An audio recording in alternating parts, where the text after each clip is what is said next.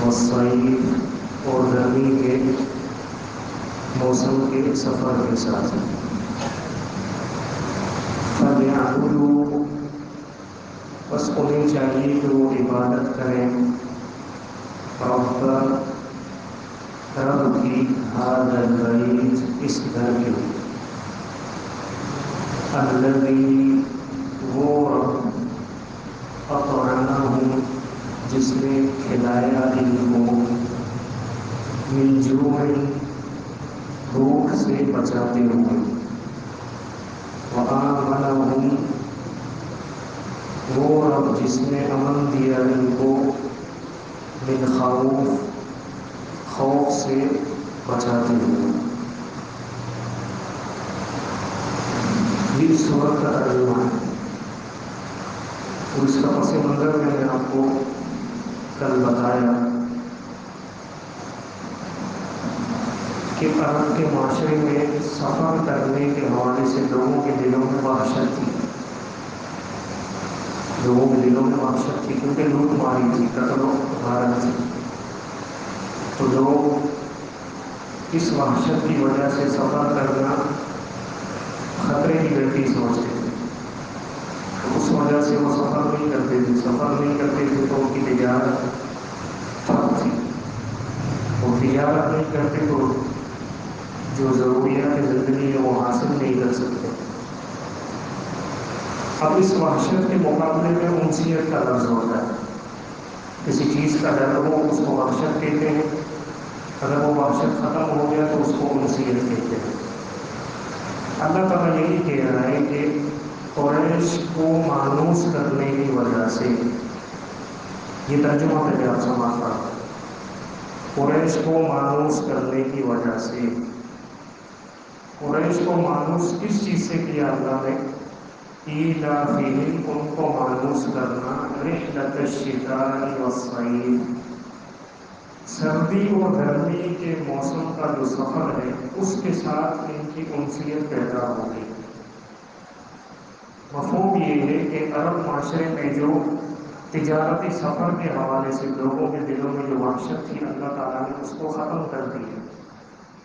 کس لیے ختم کیا؟ کیونکہ یہ بیت اللہ کے رکھوالے تھے.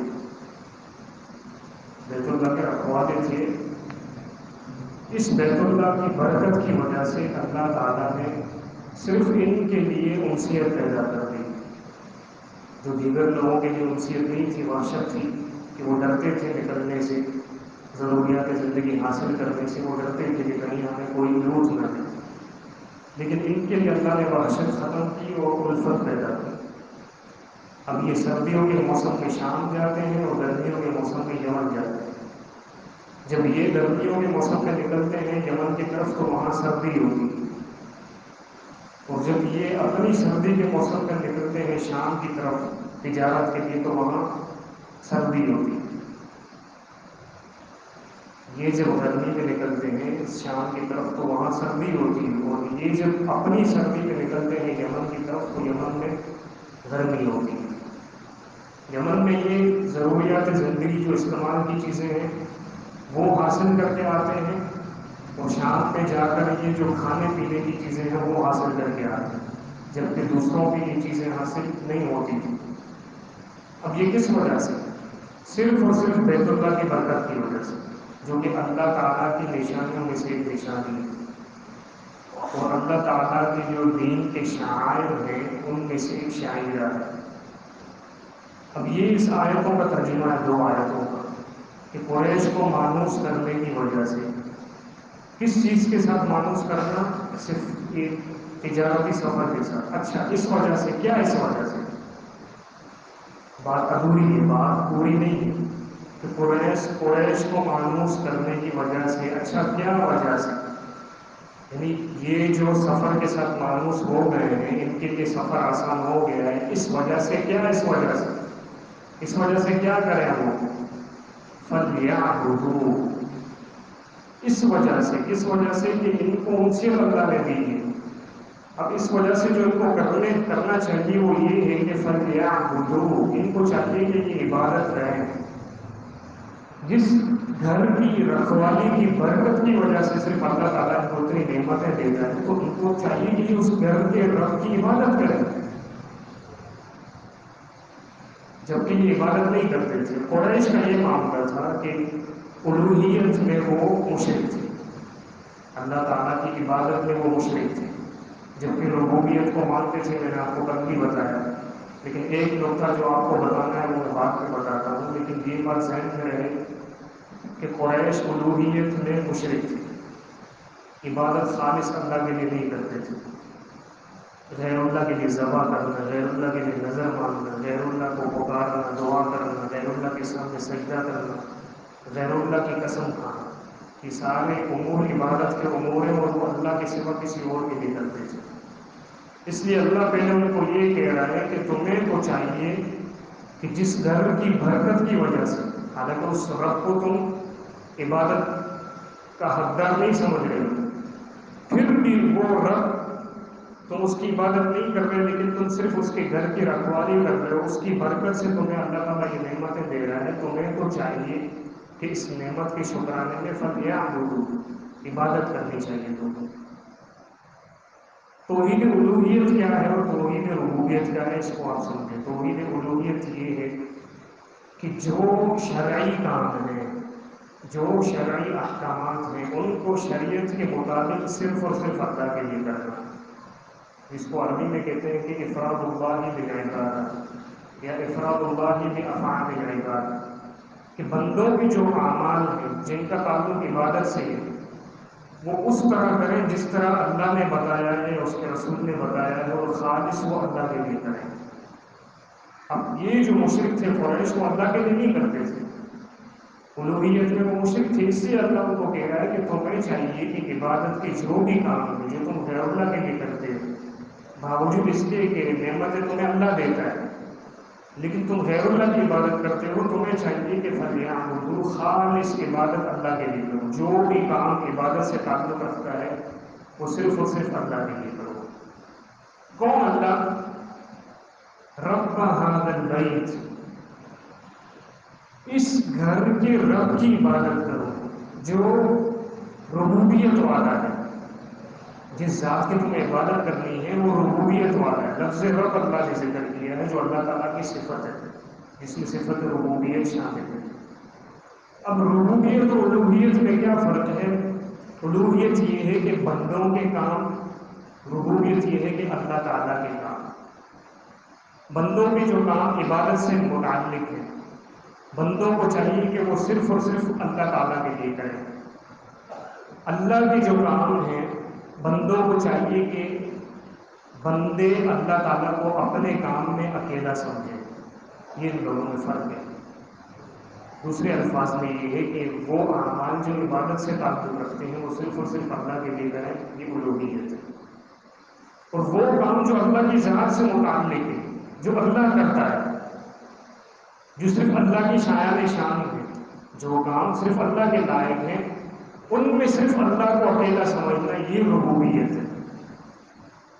اب اللہ کے کام کون کون سے ہیں؟ اللہ خالق ہے، یہ ہم بھی مانتے ہیں، قریش بھی مانتے تھے۔ وَلَئِن سَأَلْتَهُم مَّن خَلَقَ السَّمَاوَاتِ وَالْأَرْضَ لَيَقُولُنَّ اللَّهُ، ان سے اگر آپ پوچھیں خالق کون ہے، یہ کہیں گے اللہ ہے۔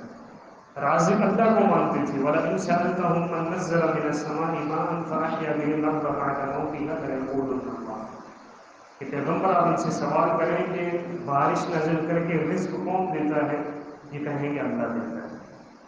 مالک ربوبیت میں شامل ہے، ہم بھی مانتے ہیں، وہ بھی مانتے تھے۔ قُلْ مَن بِيَدِهِ مَلَكُوتُ كُلِّ شَيْءٍ وَهُوَ يُجِيرُ وَلَا يُجَارُ عَلَيْهِ إِن كُنتُمْ تَعْلَمُونَ سَيَقُولُونَ لِلَّهِ، کہ پیغمبر آپ ان کو کہیے کہ مالک کون ہے، یہ کہیں گے اللہ ہے۔ لیکن ایک نقطہ، ربوبیت میں تو وہ مشرک تھے، ٹھیک ہے، اللہ کو سیدھا سیدھا کہہ رہا ہے تو ہمیں چاہیے کہ اللہ کے لیے خالص عبادت کرو، لیکن اللہ کا فضل ہے کہ اللہ نے ہمیں یہ توفیق دی ہے کہ ہم اس کی خالص عبادت کرتے ہیں۔ اللہ تعالیٰ ہمیں اسی پر ہی موت دے، اللہ تعالیٰ ہمیں شرک سے بچائے، کفر سے بچائے، اور ایمان کے حالت میں مسلمان بنا کر موت دے۔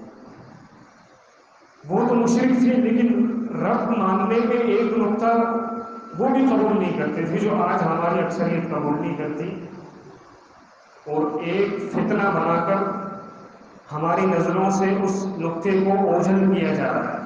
اس نقطے کو غلط ثابت کیا جا رہا ہے۔ وہ نقطہ کیا ہے پتہ ہے آپ کو؟ یہ سمجھ لیں کہ جو خرچہ دیتا ہے وہ حکم بھی چلاتا ہے گھر میں۔ سمجھ آ رہی ہے بات آپ کو؟ جو گھر میں خرچہ دیتا ہے وہ حکم بھی چلاتا ہے، اس کا حکم بھی چلتا ہے۔ اللہ تعالیٰ رب ہے، اللہ تعالیٰ ہماری ضروریات زندگی مہیا کرتا ہے ہمارے لیے، ہمارا مالک بھی ہے، ہمیں اس نے پیدا بھی کیا ہے، لہٰذا اس کا یہ حق ہے، اس کی ربوبیت میں یہ شامل ہے بات کہ حاکمیت بھی صرف اور صرف اللہ تعالیٰ کی۔ کیسے حاکمیت ربوبیت میں شامل ہے؟ ربوبیت کا ایک نقطہ ہے کہ اللہ تعالیٰ مدبر الامر ہے، اللہ تعالیٰ تدبیر کرنے والا ہے۔ امر کی، کس کی تدبیر کرتا ہے؟ امر کی۔ ایک امر جس کا تعلق تقدیر سے ہے کہ تقدیر کے جو بھی معاملات ہیں وہ اللہ تعالیٰ چلاتا ہے، وہ اللہ تعالیٰ چلاتا ہے۔ دوسرا امر شرعی ہے، اللہ تعالیٰ مدبر الامر، دنیاوی امور کا بھی مدبر وہی ہے اور شرعی امور کا بھی مدبر وہی ہے۔ تقدیر میں جو کچھ ہو رہا ہے اس کا مدبر وہی ہے، وہ جیسے جیسے دنیا گزرتی جائے گی وہ تدبیریں کرتا رہے گا اور اس کی تدبیر حکمت سے خالی نہیں ہے۔ اسی طرح اللہ تعالیٰ مدبر الامر ہے، شرعی امر کا بھی مدبر ہے، اور شرعی امر اللہ تعالیٰ نے مکمل کر دیا ہے اس امت پر، نبی صلی اللہ علیہ وسلم کو آخری نبی بنا کر اور کتاب کو آخری کتاب نازل کر کے۔ یہ مدبر الامر ہے، اللہ تعالیٰ شرعی امور کا بھی مدبر ہے، اور یہی اللہ تعالیٰ کی حاکمیت ہے کہ اس نے جو تدبیر کر دی ہے دین اسلام کی شکل میں۔ اب تمہارا کام ہے کہ جس طرح تم تقدیر میں اس کو اکیلا مانتے ہو کہ وہی کاریگری کرتا ہے، وہی تدبیر کرتا ہے، اسی طرح تمہارا کام ہے کہ شرعی احکامات میں بھی اس کو مدبر امر اکیلا سمجھے، اس کی حاکمیت کو اس کی طرف منسوب کرو اور اس کی حاکمیت میں کسی کو شریک نہ کرو، نہ کسی ادارے کو، نہ کسی ریاست کو، نہ اپنی ذاتی خواہشات کو۔ اسی نقطے پر قریش جو کہ کفار مکہ تھے، آخر تک لڑائی اسی نقطے پر تھی۔ ابو جہل سب پتا تھا اس کو، بلکہ ابو جہل کا تو معاملہ یہ تھا کہ اس کے دو دوست اور ابو جہل خود روزانہ فجر کی نماز کے سے پہلے تہجد کی نماز میں اللہ کے رسول صلی اللہ علیہ وسلم کو چھپ چھپ کر قرآن سنتے تھے۔ یہ تین لوگ، ابو جہل اور اس کے دو دوست، چھپ چھپ کر قرآن سنتے تھے۔ ان کو پتا تھا یہ چیز حق ہے، لیکن کیوں نہیں مانتے تھے؟ پتا ہے کہ بھائی جس کو مانیں گے وہ رب ہے اور رب کی حاکمیت ماننی پڑے گی۔ اس کا مطلب ہماری حاکمیت نہیں چلے گی، ہمارا حکم نہیں چلے گا، پھر ہمیں اپنی خواہشات کو بھی اللہ کے حکم کے تابع کرنا پڑے گا، اور یہ تو بڑا مشکل ہے انسان کے لیے۔ اسلام کیوں نافذ نہیں ہوتا؟ اس کے پیچھے یہی وجہ ہے کہ کلما جاءہم رسول بما لا تہوی انفسہم، کہ جو بھی رسول دین لے کر آتا ہے وہ دین خواہشات کے خلاف ہوتا ہے، لا تہوی انفسہم۔ اور اگر اسلام نافذ ہو گیا تو خواہش پرستوں کی خواہشات پر تالا لگ جائے گا، ان کی خواہشیں ختم ہو جائیں گی۔ یہی ان کا مسئلہ تھا کفار قریش۔ پوری دنیا کے بت ان کے اندر جمع تھے، 360، ہر قسم کا اور ہر قوم کا بت ان کے پاس جمع تھا۔ لوگ پوری دنیا سے ان کے پاس آتے تھے مال لے کر، اگر یہ بت ہٹا دیں گے تو بھائی لوگ ہمارے پاس تھوڑی آئیں گے، فلاں کو قوم اس لیے آتی ہے کہ ان کا بت ہم نے رکھا ہوا ہے اپنے پاس، فلاں قوم اس لیے آتی ہے کہ اس کا بت رکھا ہوا ہے، اور لوگ لاتے ہیں سامان تجارت اور وہ ہمیں ملتا ہے۔ اگر ہم اللہ کو رب مان لیں اور ہماری حاکمیت اور ہمارے بتوں کی حاکمیت ختم کر دیں گے، اس کا مطلب صرف اللہ کی حاکمیت ہو، تو جو جس بت کو پوجتا ہے اس کا بت اگر ہم نکال دیں تو وہ قوم تو ہمارے پاس نہیں آئے گی، اس کا مطلب ہماری تجارت کم ہو جائے گی۔ یہ اقتصادی جو خواہش ہے یہ ان کے آگے آ گئی تھی۔ ہمارا فتنہ بھی یہی ہے، جو بڑے بڑے اداروں کا فتنہ ہے وہ یہی ہے۔ اسلام نافذ کیوں نہیں کرتے؟ کیسے کریں بھائی؟ دنیا قبول نہیں کرے گی، ہمیں یو این ایکسیپٹ نہیں کرے گا، ہمارے تجارتی معاملات بائیکاٹ ہو جائیں گے دنیا سے، لہٰذا اس کو چلانا ہے تو پھر اسلام کا نام مت لو، حاکمیت کا نام مت لو، اور پھر اس چیز کو فتنہ بنا دیا ہم نے۔ حالانکہ معاملہ کیا تھا؟ علی رضی اللہ عنہ کے دور میں یہ فتنہ اٹھا تھا، خوارج نے اٹھایا۔ ان کا نظریہ یہ تھا کہ اس لفظ کی آڑ میں ہم صحابہ کی تکفیر کریں، حکمرانوں کی تکفیر کرے اور ان کی جان اور ان کے خون کو حلال سمجھے، ان کو قتل کرے. ان کا نظریہ یہ تھا.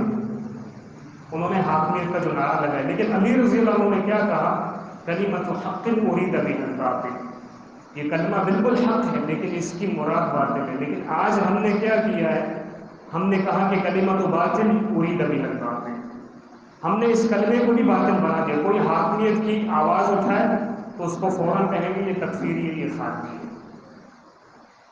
بھلے وہ بندہ تکفیر میں کر رہا ہو، وہ خروج کے لیے کوئی ایکٹیویٹی میں ملوث نہ ہو، لیکن آج کے دور میں ہمیں اتنا تنگ نظر کر دیا گیا ہے کہ بھائی اس چیز کا نعرہ ہی نہیں لگانا، اس چیز کی آواز ہی نہیں اٹھانی. نماز پڑھو، روزے رکھو، اخلاقیات اپناؤ اور مر جاؤ.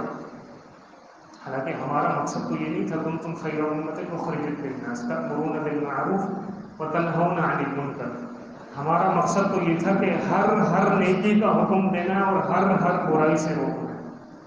اور یہ تو اللہ تعالیٰ کی ربوبیت پر بڑی ضرب ہے کہ صرف اللہ کی عبادت کرو، الوہیت میں اس کے ساتھ پکے موحد بن جاؤ. ربوبیت میں اس کو خالق مانو، مالک مانو، رازق مانو، لیکن حاکمیت اس کو مت دو. کیوں مت دو؟ حاکمیت اس کو دو گے تو خواہشات کون پوری کرے گا؟ کون پوری کرے گا؟ پھر تو سارے کے سارے جو حدود ہیں، جو نفاذ ہوں گی حدود کا، وہ ہمارے اوپر آئیں گے. یہی تو وجہ تھی قریش کی. اللہ تعالیٰ کا کیا فرمان ہے کہ اولم نمکن لہم حرما آمنا. ان کو ہم نے امن والے حرم میں ٹھکانا دیا. اس حرم کی حالت کیا ہے کہ یجبا الیہ ثمرات کل شیء. ہر طرف سے رزق آتا ہے ان کے پاس، سامان تجارت آتا ہے. کہاں سے چھوڑیں گے اس بتوں کی حاکمیت کو؟ ان بتوں کی وجہ سے، ان کی نظر میں ان بتوں کی وجہ سے ان کو رزق مل رہا ہے. جبکہ اللہ خود کہہ رہا ہے کہ اللہ تعالیٰ الذی اطعمہم من جوع وآمنہم من خوف. اصل تو اللہ تعالیٰ ہے جو ان کو رزق دے رہا ہے اور اللہ ہی ہے جو ان کو امن دے رہا ہے. لیکن ان کے نظریے میں یہ تھا کہ ہمارے بتوں کی جو حاکمیت ہے، ہماری جو حاکمیت ہے، اس وجہ سے لوگ آ رہے ہیں. اگر ہم ان کی حاکمیت کو ختم کر دیں گے تو رزق بھی بند ہو جائے گا اور خوف بھی ہم پر مسلط ہو جائے گا. یہ ہمارے اندر نقطہ ہے اور ان کے اندر نقطہ ہے جو مشترک ہے. انہوں نے بھی اس نقطے کو قبول نہیں کیا اور ہم بھی اس کو قبول نہیں کر رہے، باوجود اس کے کہ ہم الوہیت میں موحد ہیں. الحمدللہ اللہ تعالیٰ نے ان باتوں کی سمجھنے کی توفیق عطا فرمائے. آپ دیکھیں حاکمیت ان کے اندر بھی نہیں تھی. یہود و نصارہ کا جو بڑا جرم تھا وہ بھی یہی تھا کہ وہ اللہ کو فیصل نہیں مانتے تھے، اللہ کی کتاب کو فیصل نہیں مانتے تھے، اللہ کے رسول کو حاکم نہیں مانتے تھے. ہم نے بھی یہی کیا ہوا ہے. اور سب سے بڑا بت نیشنلزم کو بنایا ہوا ہے ہم نے. جو نیشنلٹی کے فوائد ہیں اس کو قربان نہیں کرنا، دینی جو مفادات ہیں اس کو قربان کر دیں گے، لیکن نیشنلزم فرسٹ پریورٹی ہے، پہلی ترجیح ہے. دین تو پتہ نہیں چوتھی پانچویں چھٹی کہاں پہ ہے اس کو پتہ ہی نہیں. لیکن ہم نے فتنہ کیا بنایا ہوا؟ ایسے چلنا پڑتا ہے، دنیا کا اصول ہے، دنیا کے مطابق چلنا پڑتا ہے. نہیں، اللہ تعالیٰ کے اصول مسلم ہیں، لا مبدل لکلماتہ. اللہ تعالیٰ کا فرمان ہے. کچھ آیات ہیں جو میں آپ کے سامنے تلاوت کرتا ہوں حاکمیت کے بارے میں. آپ دیکھیں اللہ تعالیٰ بڑا سخت ہے اس معاملے میں. اور کیوں میں سخت ہوں کہ اس وجہ سے اللہ کی توحید پر ضرب آتی ہے. اگر اللہ کی ربوبیت کو ہم نہیں سمجھیں گے، حاکمیت کو، اللہ کی حاکمیت کو ہم نہیں سمجھیں گے تو اللہ کی ربوبیت کو ہم نے نہیں سمجھا. رب وہ ہوتا ہے جس کا روب ہوتا ہے، اور روب کس کا ہوتا ہے؟ جس کا روب ہوتا ہے اس کا حکم بھی چلتا ہے. یہ کیسی ذات ہے کہ آپ اس کو ربوبیت بھی مانیں، لیکن جب فیصلے کرنے کے بعد آئے، فیصلے کرنے کے معاملے آئے تو آپ پر اللہ کا ذرا بھی روب نہ ہو کہ میں اللہ کے فیصلے کو چھوڑ کر اپنے ادارے کے فیصلوں کو مقدم کر رہا ہوں، اپنی قوم اور اپنی خواہشات کے فیصلوں کو مقدم کر رہا ہوں. یہ گہری بات ہے، شاید ہمیں سمجھ میں نہیں آئے. اللہ تعالیٰ کا فرمان ہے وَأَنزَلَ مَعَهُمُ الْكِتَابَ بِالْحَقِّ لِيَحْكُمَ بَيْنَ النَّاسِ فِيمَا اخْتَلَفُوا فِيهِ. اللہ وہ ذات ہے جس نے کتاب نازل کی. کیوں نازل کی؟ حق کے ساتھ نازل کی. اس لیے نازل کی تاکہ یہ حاکمیت اسی کو دیکھ کر اپنائیں، اسی اللہ کی کتاب کو فیصل بنائیں، حاکم بنائیں. کن معاملات میں؟ جن معاملات میں یہ اختلاف کرتے ہیں. دوسری طرف اللہ تعالیٰ کا فرمان ہے أَلَمْ تَرَ إِلَى الَّذِينَ يَأُوتُوا نَصِيبًا مِنَ الْكِتَابِ يُدْعَوْنَ إِلَى كِتَابِ اللَّهِ. اے پیغمبر صلی اللہ علیہ وسلم، کیا آپ نے ان لوگوں کی طرف نہیں دیکھا جنہیں کتاب دی گئی ہے؟ یدعون الی کتاب اللہ، ان کو اللہ کی کتاب کی طرف بلایا جاتا ہے. کیوں بلایا جاتا ہے؟ لیحکم بینہم، تاکہ یہ کتاب ان کے درمیان فیصل بنے، فیصلہ کرنے والی بنے۔ اللہ تعالیٰ کی حاکمیت یہی تو ہے، اور کیا ہے؟ اللہ کا قرآن نہیں ہے حاکم، جو اللہ تعالیٰ نے نازل کی ہے، اس لیے نازل کیا اللہ تعالیٰ نے کہ یہ کتاب ان کے درمیان فیصلہ کرے۔ لیکن حالت ان کی کیا ہے؟ ثم یتولی فریق منہم وہم معرضون، پھر ان میں سے چند لوگ ایسے ہیں جو منہ موڑ کر اس کتاب سے اعراض کرتے ہیں۔ کیوں اعراض کرتے ہیں؟ کیونکہ یہ کتاب خواہشات کا درس نہیں دیتی، بلکہ خواہشات کو ایک حد میں پابند کرتی ہے۔ دوسری جگہ اللہ تعالیٰ کا فرمان ہے الم تر الی الذین یزعمون، کہ پیغمبر صلی اللہ علیہ وسلم کیا آپ نے ان لوگوں کی طرف نہیں دیکھا، یزعمون ای یظنون او یقولون، جو یہ گمان کرتے ہیں، جو یہ یقین کرتے ہیں اور جو یہ کہتے ہیں، کیا کہتے ہیں؟ انہم آمنوا بما انزل الیک وما انزل من قبلک، کہ ہم اس چیز پر بھی ایمان لے آئے جو نبی صلی اللہ علیہ وسلم پر نازل ہوئی، اور اس چیز پر بھی ایمان لے آئے جو آپ سے پہلے انبیاء پر نازل ہوئی۔ اب یہ کس کی صفت ہے؟ آپ سورہ بقرہ میں شروع میں پڑھتے ہیں، کس کی صفت ہے؟ ایمان والوں کی۔ اللہ کیا کہہ رہا ہے؟ یہ اپنے آپ کو ایمان والا کہلواتے ہیں، ان کا ایمان بالکل ہے، یہ کہتے ہیں کہ ہمارا نبی کے اوپر بھی ایمان ہے، نبی سے پہلے کتابوں پر بھی ایمان ہے، لیکن ان کی حالت کیا ہے؟ یریدون ان یتحاکموا الی الطاغوت، یہ چاہتے ہیں کہ ہم فیصل بنائیں، حاکمیت طاغوت کے سپرد کرتے ہیں۔ ایمان رکھتے ہیں کتاب پر، لیکن فیصلہ اس سے کروانا نہیں چاہتے، بلکہ طاغوت سے فیصلہ کروانا چاہتے ہیں۔ جبکہ معاملہ یہ تھا کہ جس چیز پر یہ ایمان لے کر آئے ہیں اس کے ذریعے ان کو کس چیز کا حکم دیا جاتا ہے؟ وَقَدْ أُمِرُوا أَن يَكْفُرُوا، ان کو تو حکم بھی اس بات کا دیا گیا تھا کہ طاغوت کا انکار کریں، اللہ کے علاوہ ہر ایک کی حاکمیت کا انکار کریں۔ وَيُرِيدُ الشَّيْطَانُ أَن يُضِلَّهُمْ ضَلَالًا بَعِيدًا، لیکن شیطان چاہتا ہے ان کو گمراہ کرے، اور گمراہ ہو گئے ہیں لوگ۔ دوسری جگہ اللہ تعالیٰ کا فرمان ہے، کتنے سخت فرمان ہے یہ اور واضح ہے، ذرہ برابر بھی ان میں تعویل نہیں ہے، اور ہمارا نقشہ کھینچ رہی ہے یہ آیات۔ وَإِذَا قِيلَ لَهُمْ تَعَالَوْا إِلَىٰ مَا أَنزَلَ اللَّهُ وَإِلَى الرَّسُولِ، جب ان سے کہا جاتا ہے اللہ اور اس کے رسول کے پاس آؤ، یہ تمہارا فیصلہ کریں گے چھوٹے سے بڑے معاملوں میں، رَأَيْتَ الْمُنَافِقِينَ يَصُدُّونَ عَنْكَ صُدُودًا، آپ دیکھیں گے جو منافق لوگ ہیں جن کے دلوں میں نفاق ہے، سچا ایمان نہیں ہے، یصدون عنک صدودا، اے پیغمبر یہ لوگوں کو آپ کے پاس آنے سے روکیں گے۔ وہ کہیں گے کہ کہاں جا رہے ہو بھائی؟ فیصلہ کروانے اللہ اور اس کے رسول کے پاس۔ پتہ نہیں ہے حالات اب تبدیل ہو گئے، اگر صرف اسلام کا نام لوگے تو دنیا تمہیں بائیک آؤٹ کر دے گی، UN تمہاری جو شرف قبولیت دنیا نے تمہیں بخشا ہے وہ چھن جائے، تمہارے تجارتی معاملات، اقتصادی معاملات خسارے کا شکار ہو جائیں گے، تمہاری قوم بھوکھی مر جائے گی۔ یہ ہے کہ نہیں ہے ہمارے معاملات؟ انہی معاملات کو آڑے بنایا اور اللہ کی ربوبیت کی ایک بڑی شک جو حاکمیت ہے اس کا انکار کیا، یہی قریش کا معاملہ تھا۔ دوسری جگہ اللہ تعالیٰ کا فرمان ہے فَلَا وَرَبِّكَ لَا يُؤْمِنُونَ حَتَّى يُحَكِّمُوكَ فِي مَا شَجَرَ بَيْنَهُمْ، اے نبی صلی اللہ علیہ وسلم یہاں ربوبیت کی قسم ہے، فَلَا وَرَبِّكَ، اے پیغمبر صلی اللہ علیہ وسلم آپ کے رب کی ربوبیت کی قسم، وہ لوگ ایمان والے ہو ہی نہیں سکتے جو آپ کو اپنا حاکم نہیں بناتے۔ آپ کس کے حساب سے فیصلہ کرتے ہیں؟ اللہ کے حساب سے، یعنی آپ کا فیصلہ اللہ کا فیصلہ، اس کا مطلب جو اللہ کو حاکم نہیں مانتے۔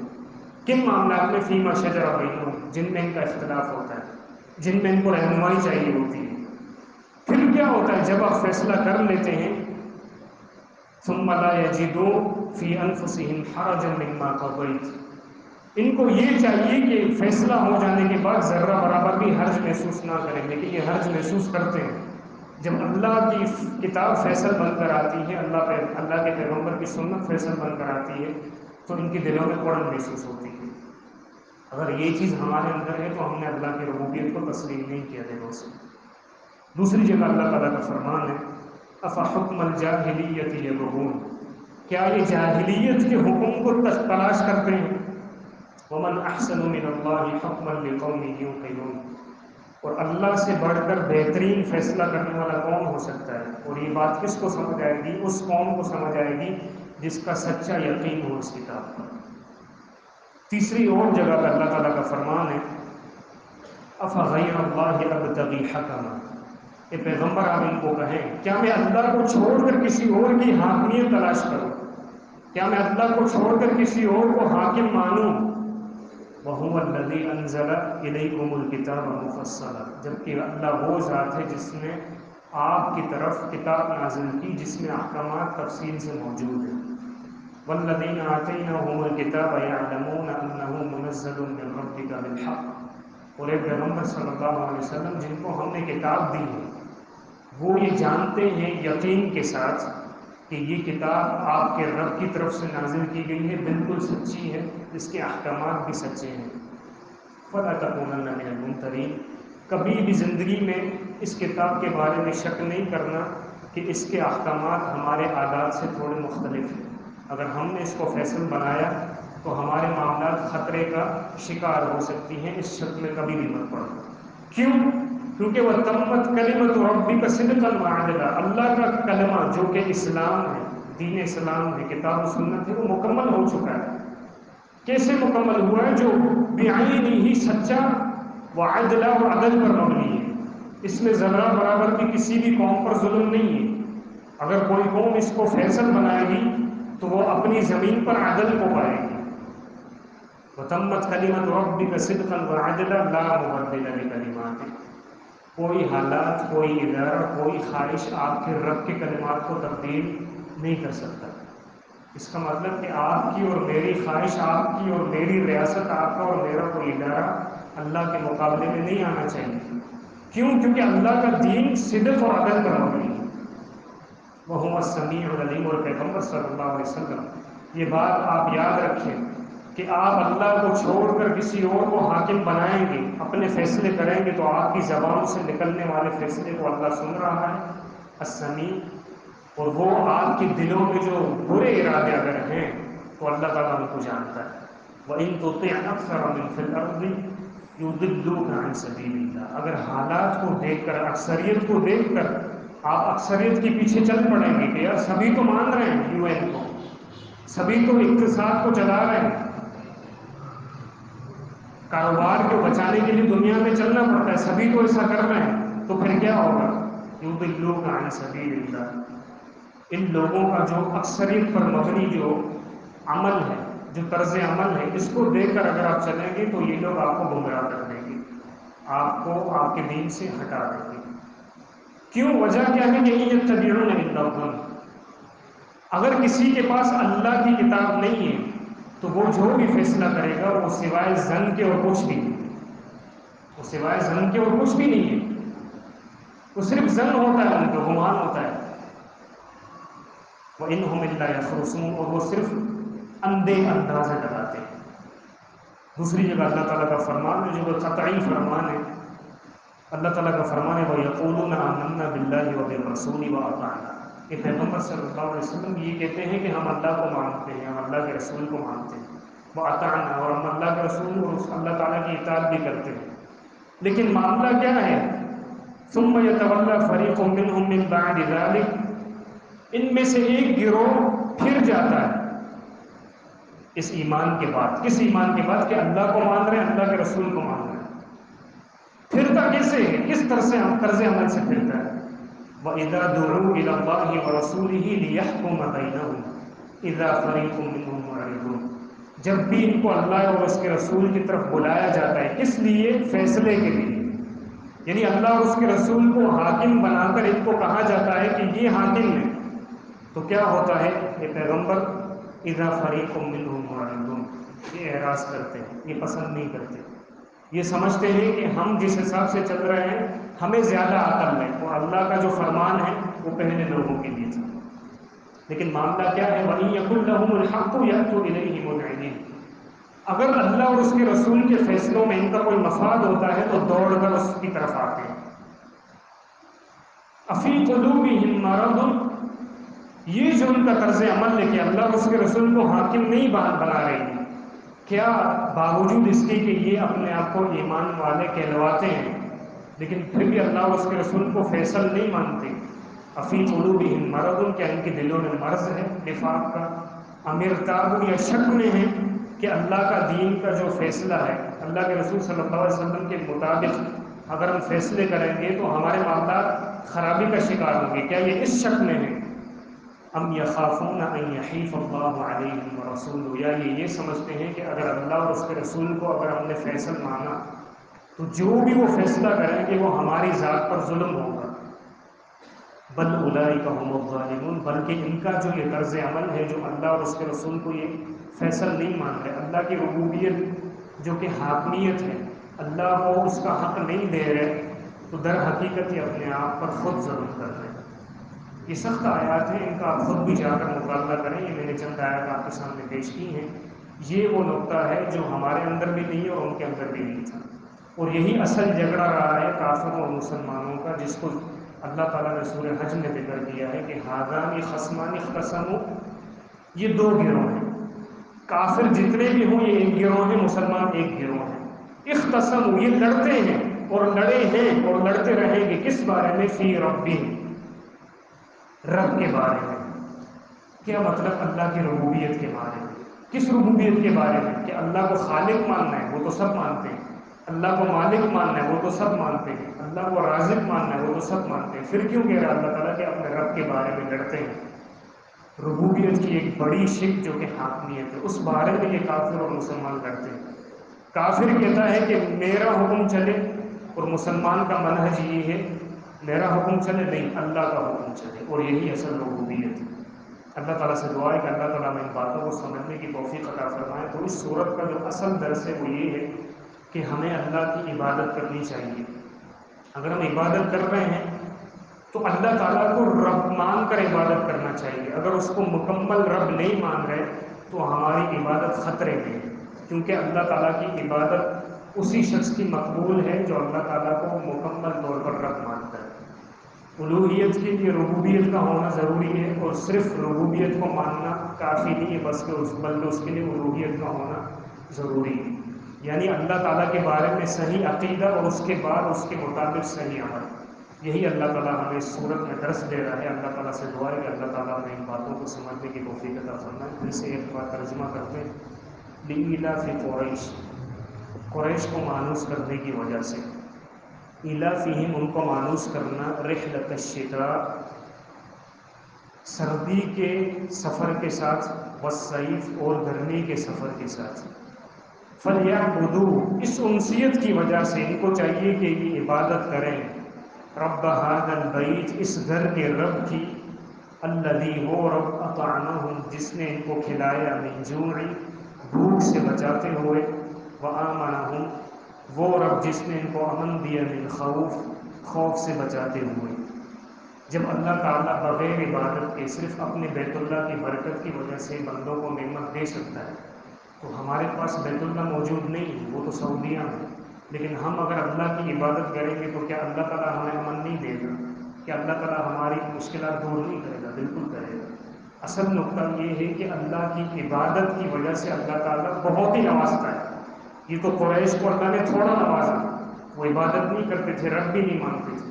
تو اگر ہم اللہ کو رب مانیں، اس کو حاکم مانیں، اور اس کی بعین ہی اس کے احکامات کے مطابق عبادت کریں، تو اللہ تعالیٰ ہماری بھی ضرور مدد کرے گا، اور ضرور ہمیں بھی اللہ تعالیٰ غلبہ دے گا، اور ضرور اللہ تعالیٰ ہماری دنیاوی اور اخروی پریشانیوں کو دور کرے گا. اللہ تعالیٰ ہمیں ان باتوں کو سمجھنے کی توفیق عطا فرمائے. وآخر دعوانا ان الحمد للہ رب العالمین. اس ویڈیو کو زیادہ سے زیادہ شیئر کیجیے، اور ہمارے چینل سبحانی مسجد لیاری کو سبسکرائب کیجیے، اور صدقہ جاریہ کے مستحق بنیے. جزاکم اللہ خیرا کثیرا فی الدنیا والآخرہ.